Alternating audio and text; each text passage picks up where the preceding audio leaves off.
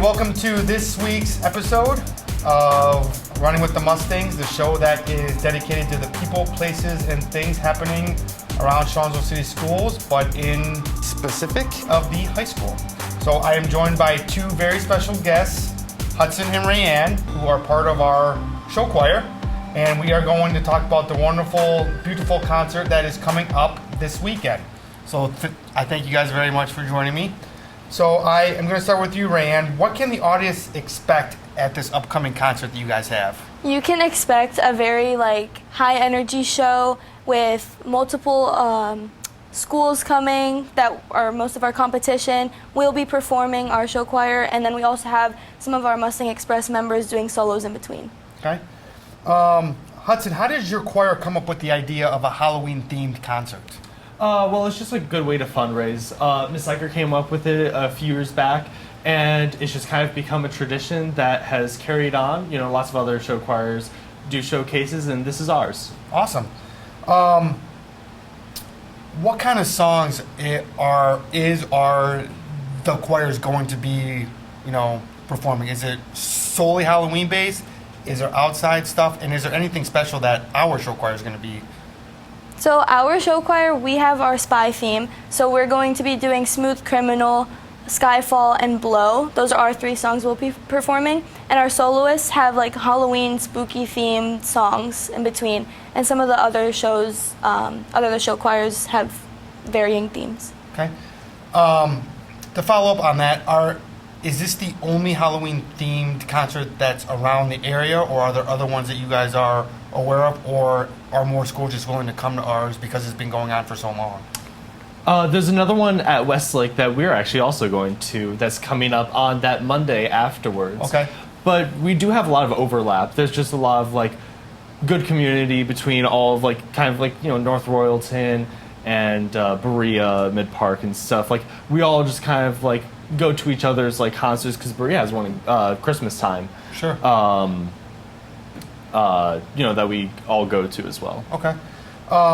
So how have our choir members been, kind of prepping for this show? Is it something that starts as soon as school starts, or, is it something that you guys have just started recently that kind of just carries over into the concert?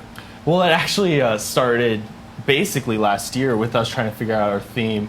Everyone gets to present a theme, and then Miss Iker gets to end up choosing one. And then over the summer, we do Choreo Week, which is where we all come together for a whole week for a couple hours a day, and we just start getting to work on learning the choreo, learning the songs, and just getting to know the show. And then over the school year, we are consistently every single day during school, during class, just working on the songs, whether that be working on things that we are struggling with or working on things that we're getting down good. We need to iron out a few more things with it. Okay. So Rayanne, talk about, kind of what the impact that this concert has for the community, not only for you guys as students or for, the other schools, but what kind of impact does it have for the community? Because I'm assuming it's not just a show just for students and their parents, it's for the community as a whole. Mm-hmm. It's a really good way for the community to all get together and see a sneak peek into the show as we're starting, and as the show continues on, it'll get even better. So if the community sticks with coming to our shows and stuff, they'll see our improvement, and it's a really fun way to just get in the Halloween spirit. Okay. Hudson, what is your favorite part about performing in a Halloween themed concert like this? So I've done this for 4 years, and each year the solos have been absolutely amazing. Because we get to see each choir shows multiple times and stuff. We do our show however many times over the concerts and the competitions, and we get to see a lot of the other peoples from Berea, Westlake. Like I said before, we get to see their shows multiple times. But to get to see the solos that are going to be done basically once since everything for us, it's super cool to get to see people's individual talents shown through it. Sure. So, just one follow-up question. So, someone like me that always has a hard time going to this concert, because of the state tournament things that we have going on, is this more of a competition? So, are you guys competing against other schools, or is it more just it is for fun, just bringing other schools in here to showcase what they have? it's more just for fun, just to see what everyone's doing. That's not a competition. But these are schools that we may see at future competitions. Okay. And then, is there anything else you guys want to share about the concert this weekend? Yes, so it's going to be on October 26th at 7 p.m. in the high school auditorium. Tickets are going to be $10 for adults and $7 for students and staff. Well, I thank you guys, very much for your time, taking time out to share what you guys do with us. If you don't have any weekend plans, come on out Saturday night and watch a bunch of different, high school choirs, showcase what they have. After this break's over, we will be back with another special guest to talk about the greeter treat that we have coming up here at Strongsville High School as well.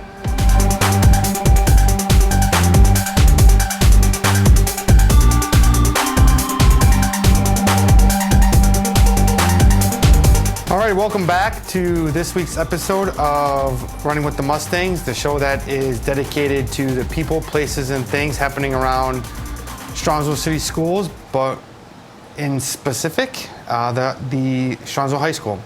So who said that Halloween can't be for adults? Well, for the last 7 years, we have been able to put on a great Halloween tradition here at Strongsville High School, and I am joined by Dan Faust, who is going to talk about that. So Dan, welcome. Thank you for joining me. Thanks for having me.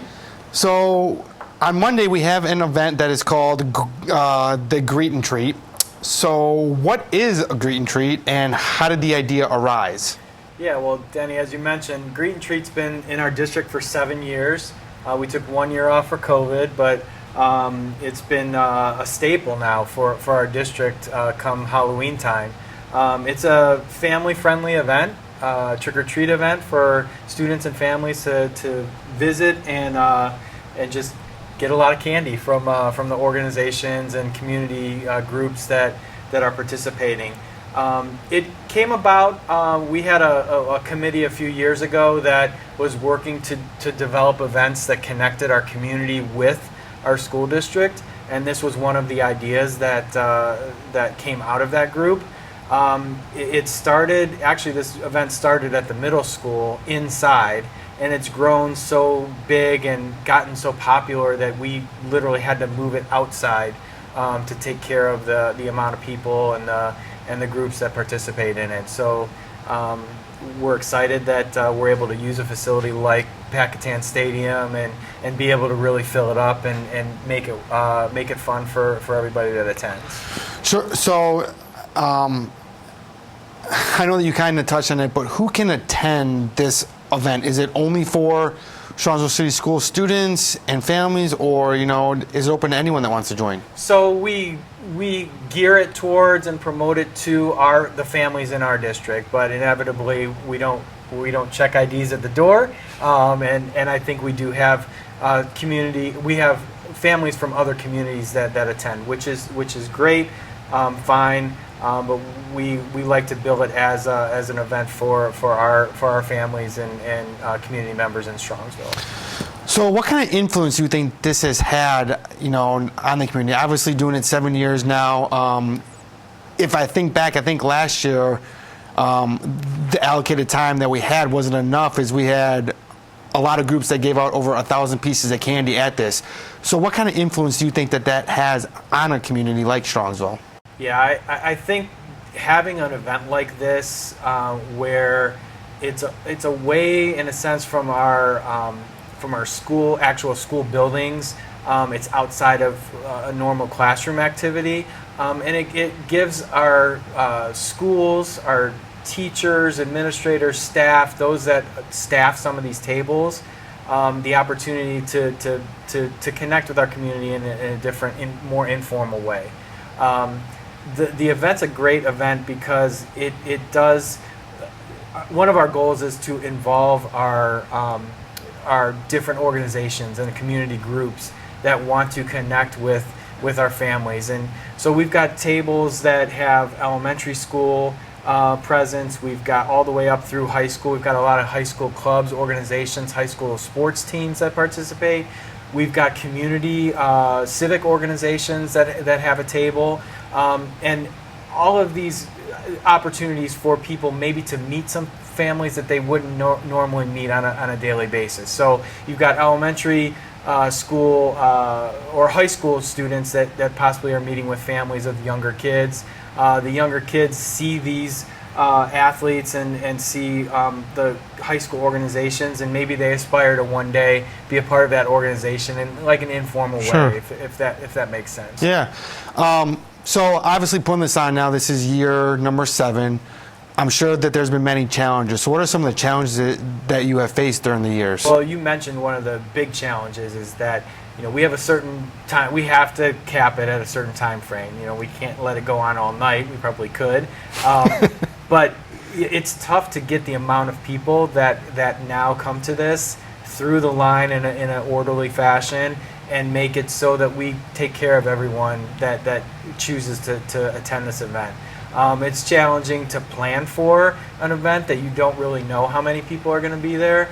And for the organizations that participate, it's challenging for their resources to say, hey, we've got to come up with 1,000 pieces of candy, or we've got to come up with something that's going to take care of the amount of people that are going to be here. It's a good problem to have, Sure. But it does present some challenges for us in terms of how do we make the line. We've gone through different iterations of the line over the years to make sure that people aren't waiting too long. The opening up of the field for our use for this event has made it a lot easier and better for our families because kids get to play on the field, which is another huge benefit of this.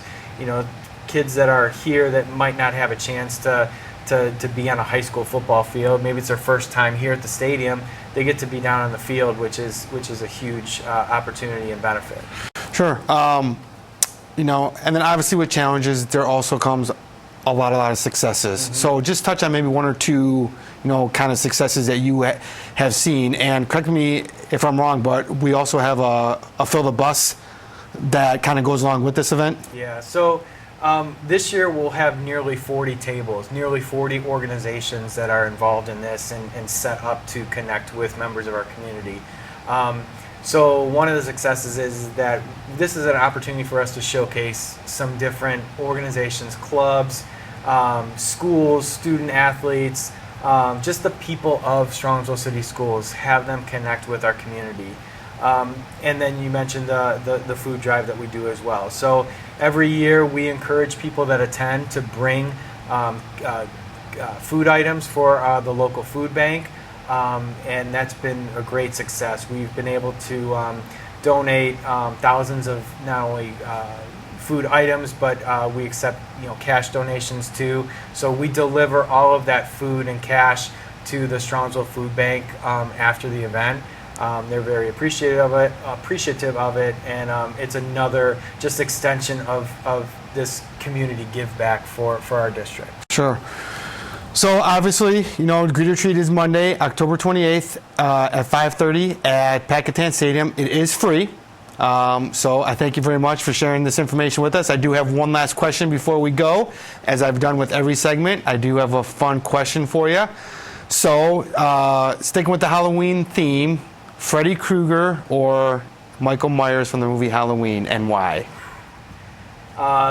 That's a good question, a tough question. I think I would go with Freddy Krueger because for me, because he's able to speak, it makes him a little bit more terrifying. And the dialogue in the movies and the things that he's able to project when he's going through his going through Nightmare on Elm Street. I think I'd pick Freddy Krueger. All right, awesome. Well, thank you once again.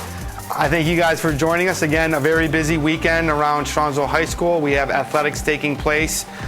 We have the beautiful showcase choir that is taking place on Saturday night, and then on Monday night we have the Greet or Treat event. I look forward to seeing all of you here, and until next time, thanks.